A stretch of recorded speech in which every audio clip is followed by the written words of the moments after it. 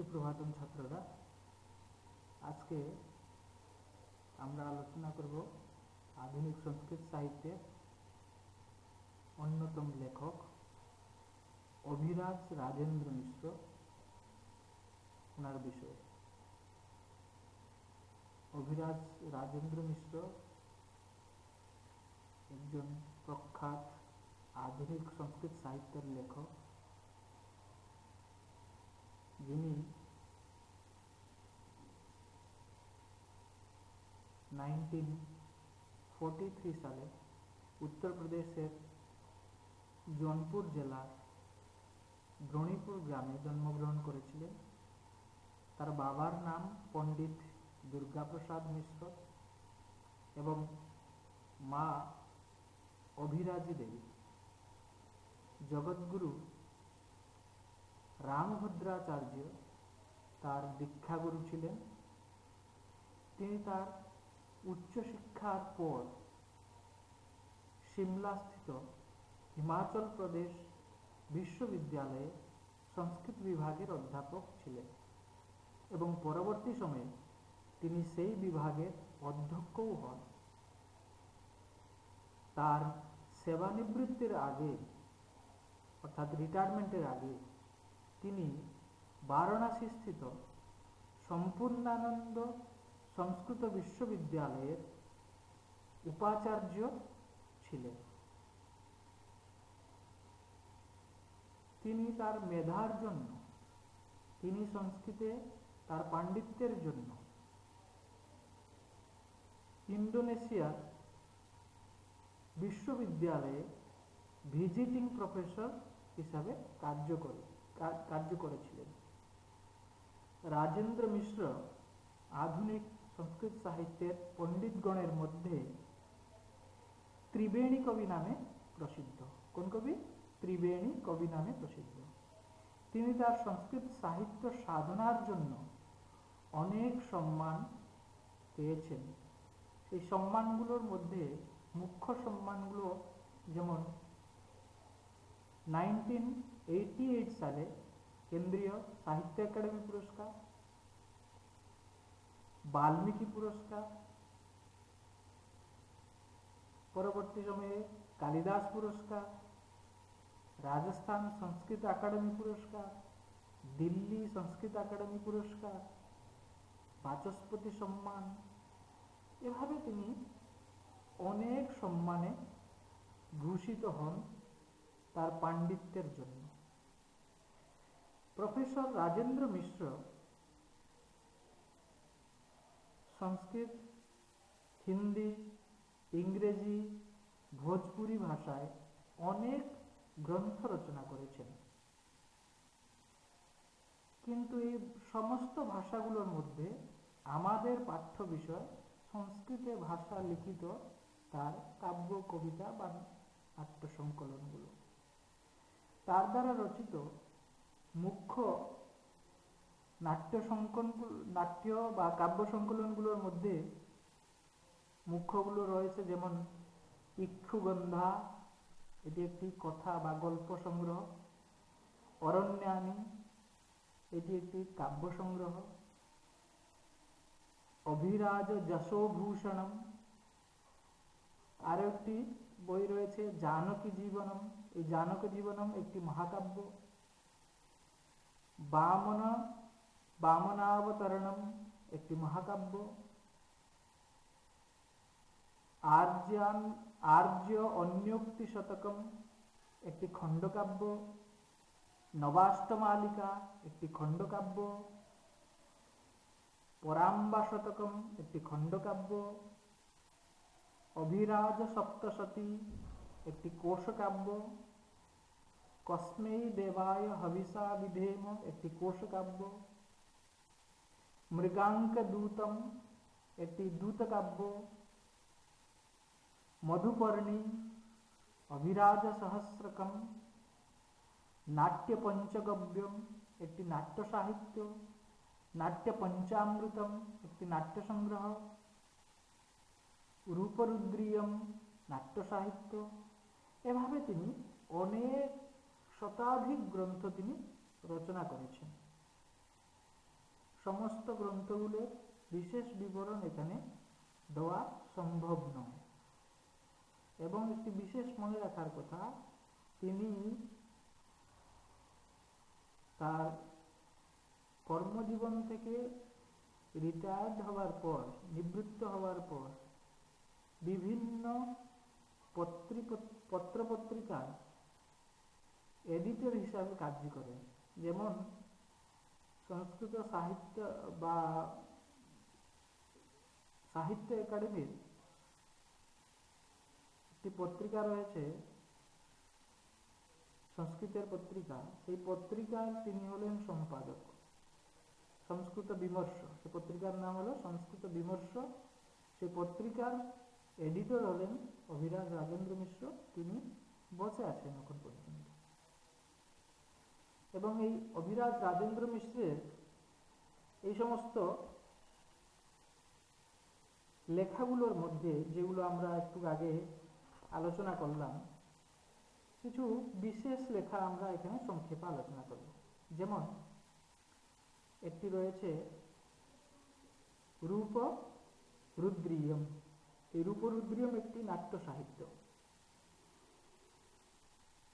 এই রূপ রুদ্রিয়ম নামক বইতে, গ্রন্থে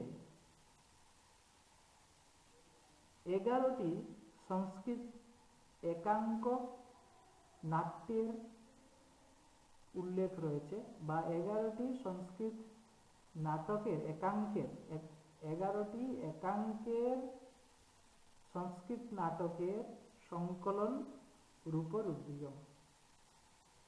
সেই 11টি নাটকগুলো যথা অভীষ্টমুপায়নম,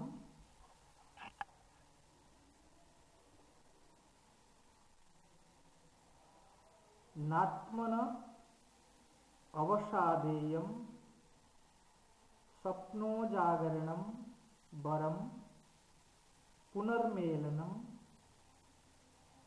কस्थामानित्यम, कुटुम्बरक्षणम, राजराजोदार्ज्यम, को विजयते नैव ज्ञातम, रक्ताभिषेकम, काश्यपाभिशापम, एकं सद्विप्रा बहुधा वदन्ति। এই 11টি ছোট্ট নাটক, একাঙ্কের নাটকগুলো সংকলন করা হয়েছে রূপরুদ্রীয় নামক বইতে, যার লেখক হলেন অভিরাজ রাজেন্দ্র মিশ্র। এই নাটকগুলোর মধ্যে অভীষ্টমুপায়নম নাটকটি যৌতুক সমস্যাকে আশ্রয় করে রচিত।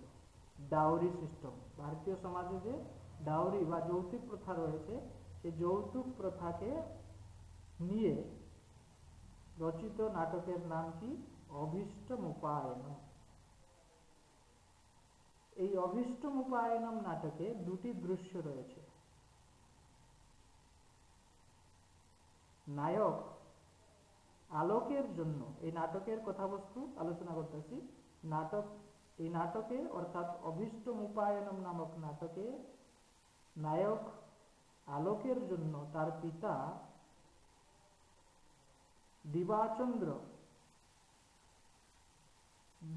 ধন কুবের তুলসীরামের মেয়ে কনভেন্ট শিক্ষিতা ডালির সাথে বিবাহ করতে চায়, কারণ এর ফলে দিবাচন্দ্র তুলসী দাসের ফ্যাক্টরি মালিক হয়ে যাবে। কিন্তু দিবাচন্দ্রের পত্নী বিমলা এর বিরুদ্ধে। শেষ পর্যন্ত দিবাচন্দ্রের কন্যা শোভার সহপাঠিনী বন্দনার সাথে আলোকের বিবাহ হয়, কারণ বন্দনা ছিল সর্বগুণ সম্পন্না। বিমলার কাছে শান্ত স্বভাবের এবং করুণামূর্তি বন্দনাই হচ্ছে অতুলনীয় যৌতুক। নাট্যকার অর্থাৎ অভিরাজ রাজেন্দ্র মিশ্র বিমলার এই চরিত্রের মাধ্যমে সমাজের পণপ্রথা বা যৌতুক প্রথা বা ডাউরি সিস্টেম বিরুদ্ধে তার স্বর উত্তোলন করেছেন। এইগুলো অভিরাজ রাজেন্দ্র মিশ্রের লেখা একটি ছোট্ট নাটক, যার নাম ছিল অভীষ্টমুপায়নম, এর সংক্ষিপ্ত সার। সেভাবে আরেকটি বই রয়েছে অভিরাজ রাজেন্দ্র মিশ্রের, যার নাম হলো নাট্য পঞ্চামৃতম। তার নাম কি? নাট্য পঞ্চামৃতম। এই নাট্য পঞ্চামৃত নামক বইতে পাঁচটি একাঙ্কের সংকলন করা হয়েছে। সেই একাঙ্কগুলো বা সেই একাঙ্কের নাটকগুলো যথা দাস্যাপনোদনম, অর্জুনোর্বশীয়ম, প্রীতি নির্যাতনম, সমর্চিত মৃত্তিকম এবং ছলিতা ধর্মণম। এর মধ্যে অর্থাৎ এই পাঁচটি নাটকের মধ্যে পৌরাণিক কাহিনীকে আশ্রয় করে দাস্যোপবন্দনম এবং অর্জুনোর্বশীয়ম দুইটি নাটক রয়েছে। ঐতিহাসিক কথাকে আশ্রয় করে নাটক রয়েছে প্রীতি নির্যাতনম এবং সমর্চিত মৃত্তিকম। আর সামাজিক কাহিনীকে কেন্দ্র করে রয়েছে ছলিতা ধর্মণম। এভাবে নাট্য পঞ্চামৃতের মধ্যে, পঞ্চামৃত যেহেতু তার নাম রয়েছে, এখান থেকেই বোঝা যায় এখানে ছোট্ট ছোট পাঁচটি একাঙ্কের নাটক রয়েছে। সেই নাটকগুলোর মধ্যে কিছু কিংবদন্তি বা কিছু আমাদের কিংবদন্তিকে আধার করে বা পুরাণের কথাকে আধার করে, কিছু রয়েছে সামাজিক সমস্যাকে আধার করে এবং কিছু রয়েছে ইতিহাসকে নিয়ে। এবং এই পাঁচটি নাটকের মধ্যে দাস্যোপনোদনম এর বিষয়বস্তু এমন রয়েছে, যেমন রুদ্র এবং বনিতার সপত্নী কলহ ও মহাপরাক্রমী বিনতানন্দন গরুড় নাগবালক দ্বারা তিরস্কার, ঘৃণিত, ছলনার জেরে নির্দোষ মাকে রুদ্রের দাসত্ব থেকে মুক্ত করার জন্য গরুড় নাগের শর্তানুসারে দেবরাজ ইন্দ্র থেকে অমৃত পেয়ে নাগদের দিয়ে দে এবং বনিতার দাসীভাব এবং বিনীতার দাসীভাব সমাপ্ত হয়। এ ছিল দাস্যোপনোদনম, যে ছোট্ট নাটক, একাঙ্কের নাটক, যে নাটকটি নাট্য পঞ্চামৃত নামক বইতে প্রকাশিত হয়েছে। সেই নাটকের সংক্ষিপ্ত বিষয়বস্তু, তার নাম আছে কি? দাস্যোপনোদনম। দাস্য মানে দাসিত্ব, দাসত্ব, উপনোদন মানে দূর করা। এখানে দাসত্ব দূর করা হয়েছে। কার দ্বারা কার দাসত্ব দূর করা হয়েছে? না, গরুড় দ্বারা বিনতার দাসত্ব দূর করা হয়েছে বলে এর নামকরণ করা হয়েছে কি? দাস্যোপনোদনম। সেভাবে অভিরাজ রাজেন্দ্র মিশ্রের 9টি ছোট্ট গল্পের সংকলন রাঙ্গোড়া। সেই রাঙ্গোড়া বইতে যে 9টি ছোট্ট গল্পের সংকলন হয়েছে, সেই গল্পগুলো যথা কুলদীপক, অধর্মণ, কুক্ষি, চঞ্চা, মহানগরী, একচক্র, পোত, বিহগৌ, সিংহসারি ও রাঙ্গোড়া। এই 9টি গল্পের মধ্যে কুলদীপক গল্পটির বিষয়বস্তু যেমন এলাহাবাদের লুকরগঞ্জ ক্ষেত্রে এক বিশাল ভবন ছিল, এর মালিক প্রবীণ চৌধুরী। তিনি প্রয়াগে উচ্চ ন্যায়ালয়ে লব্ধ প্রতিষ্ঠিত আইনজীবী ছিলেন। তার পত্নী রত্না সৌম্য স্বভাবা এবং করুণ হৃদয়া। তাদের পুত্র সিন্ধুস্থানীয় বয়েজ হাই স্কুলে পড়ত। প্রবীণ চৌধুরী সর্বদা নির্ধনদের নিন্দা করত। উচ্চ ন্যায়ালয় থেকে ফেরার পথে প্রবীণ চৌধুরী তার ছেলে সিন্ধুকে দেখে বস্তি হতে গৃহের দিকে আসতে, তারপর সে সিন্ধুকে বলে কি জন্য বস্তি গিয়েছিল, অর্থাৎ সে প্রশ্ন করতেছে তার পুত্র সিন্ধুকে যে তুমি বস্তি কেন গিয়েছিল। উত্তরে সিন্ধু বলে সেখানে আমার সহপাঠী সৌন্ধর বাস করে, অর্থাৎ তার যে ক্লাসমেট সৌন্ধর সে সেই বস্তিতে বাস করে, অতএব সে বস্তি গেছিল। তার কাছ থেকে গণিত পুস্তক নেওয়ার জন্য সে গেছিল। নানা কথাবার্তার পর, অর্থাৎ বাবা এবং পুত্রের মধ্যে নানা কথাবার্তার পর তার বাবা অর্থাৎ সেই প্রবীণ চৌধুরী পুত্র সিন্ধুকে সেখানে যাওয়ার নিষিদ্ধ করে। তারপর একদিন ফেরার পথে সিন্ধুর দুর্ঘটনা হয়। তখন সৌন্ধর তাকে বাড়িতে নিয়ে আসে। একে দেখে, অর্থাৎ এই ঘটনার পর প্রবীণ চৌধুরী বা সেই যে সিন্ধুর বাবা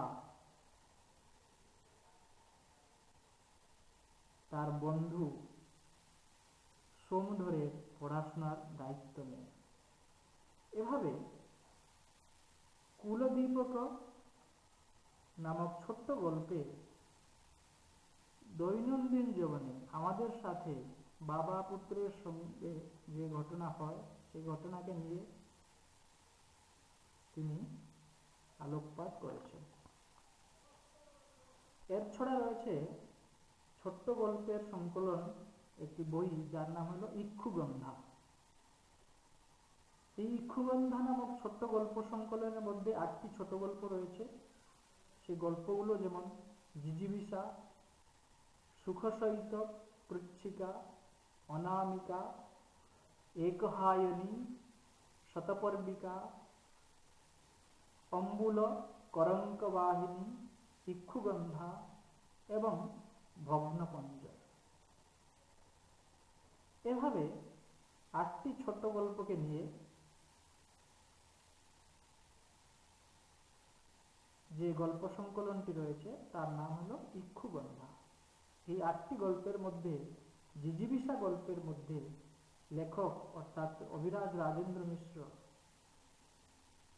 কর্মরত মহিলাদের উপর যৌন উপদ্রবের কথা বর্ণনা করেছেন এবং শতপর্বিকা গল্পে শিশুকন্যাকে নিয়ে বিরূপ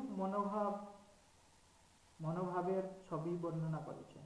সমাজে কন্যা সন্তানকে নিয়ে যে বিরূপ ভাবনা রয়েছে এই ভাবনাকে তিনি তুলে ধরেছেন শতপর্বিকা নামক ছোট গল্পে। ভগ্নপঞ্জরে অর্থাৎ ভগ্নপঞ্জর নামক গল্পে বন্দনা নামে এক বিধবার করুণ জীবন কাহিনী প্রদর্শিত হয়েছে।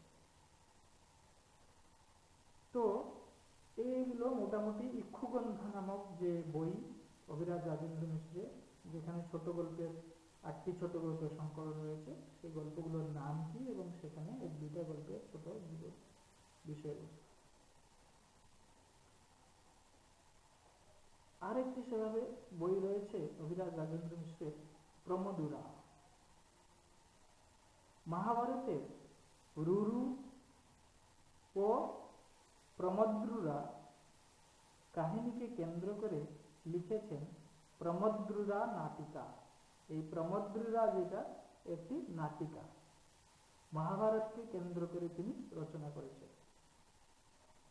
এখানে 4টি অঙ্ক রয়েছে এবং মহাভারতের সেই উপাখ্যানকে তিনি বর্ণনা করেছেন। তো আমরা পুরো ডিটেলসে না গিয়ে সংক্ষেপে আমরা অতটুকু জানলাম। এছাড়া অনেক কাব্য কবিতা অভিরাজ রাজেন্দ্র মিশ্র রচনা করেছেন, যেগুলো আমি আগেই বলেছি সবগুলোকে এখানে আলোচনা করা সম্ভব নয় আর দরকারও নেই। তো এই হচ্ছে অভিরাজ রাজেন্দ্র মিশ্রের আধুনিক সংস্কৃত সাহিত্যের প্রতি তার অবদান এবং সংস্কৃত সাহিত্যে তার গভীর অবগাহ, গভীর পাণ্ডিত্য, যার জন্য আমরা আজকে আমাদের পাঠ্য প্রসঙ্গে আলোচনা করলাম তার জীবনী এবং লেখার বিষয়ে। আশা করি অভিরাজ রাজেন্দ্র বিষয়ে সংক্ষিপ্ত ধারণা হওয়ার জন্য এই আলোচনাটি পর্যাপ্ত।